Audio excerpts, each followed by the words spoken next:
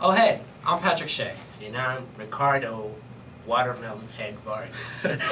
And welcome to Utah, formerly known as the Abe Ric Show. Now, on this segment of today's show, we're going to be covering all Urbana sports. We're going to have a dandy old interview, and we're just going to get some nice topics in. We're going to have an interview with former Urbana football player Cameron Fry, soon to be a football player here at the University of Illinois. How about that? Oh, yeah, and we'll have Abram Washington covering all sports, and of course, it's a great sports season here at Urbana High School for football, soccer, just all around a good year.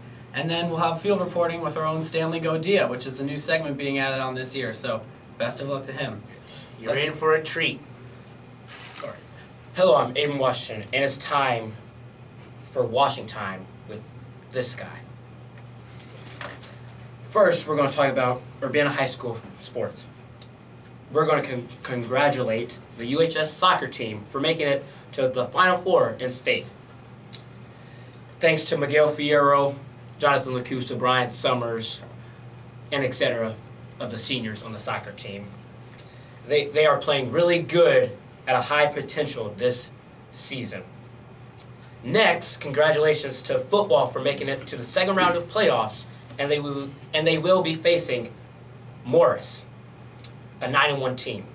So it's going to be a tough challenge for them on Saturday evening. That's coached by Coach Watson, the head football coach. He is a really good coach, so get to know him.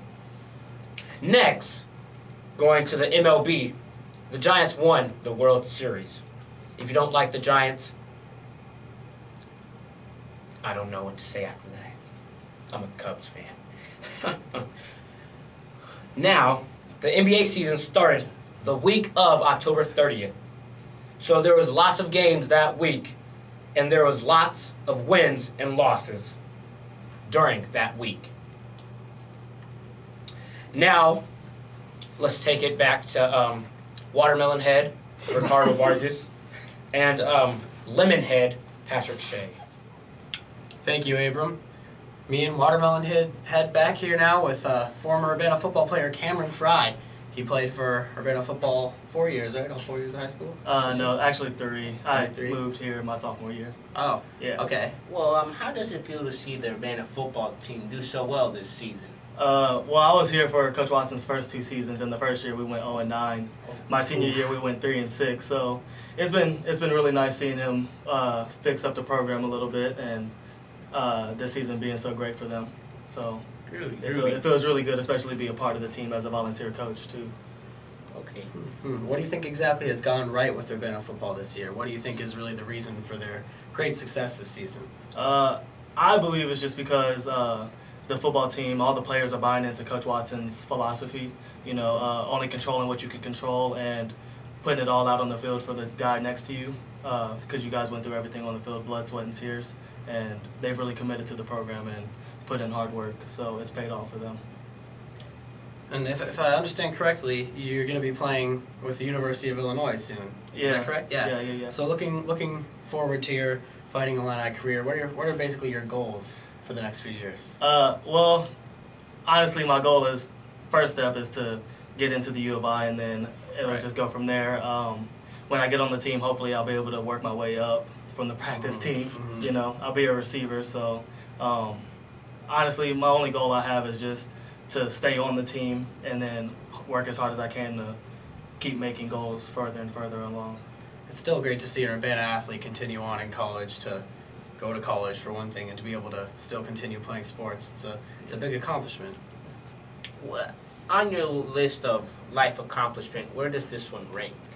To be honest, college football was never a possibility for me until my senior year, whenever we went 3-6, and then D3 colleges and Olivet Nazarene University were interested.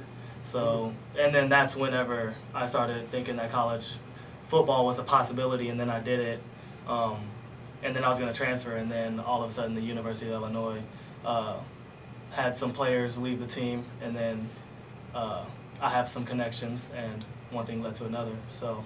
Great. All right. Well, one last question, because it's a pretty tight squeeze here.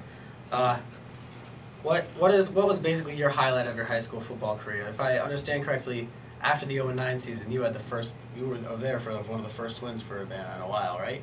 Was that against MacArthur? Was it? Oh no, we beat Mattoon. Mattoon. I can't remember the score, but yeah, I think that would have to have been the best one. That one or the MacArthur game, because that was the last win of my high school career. It was the last game of the season. We weren't going to playoffs, but it was still nice to go out there and finish the season strong, giving the program momentum into the next season. So I'd say MacArthur going out on a high note. So. All right, great. Well, of course, you can see Cameron Fry's younger brother, Cedric Fry, who now plays on the Urbana football team, or as we call him, Cedric Fry. But we're going to let you go now, Cameron. And all right. Now we're going to have... Thank you, guys. See ya. Double handshake right here. We wish you the best. You can go. Hello, we're back. And now we're going to do our weekly pickup line. I'm going to play the part of the pickup-y, the one being picked up. I don't know. All right, here we go. So, hey, is your name Google? Because you have everything I'm searching for. Oh, it's that easy, guys. All right, well, now we have a new segment on the show this year with our very own Stanley Godia, new to the broadcasting team, who has some great field reporting here. So, out to you, Stanley. Hi, I'm Stanley Godia, and I'm here with field reporting. Early on today, I interviewed a couple people about Urbana's success in athletics. As you may have heard, Urbana Tigers soccer is going to the state, and the football team is going to second round of playoffs.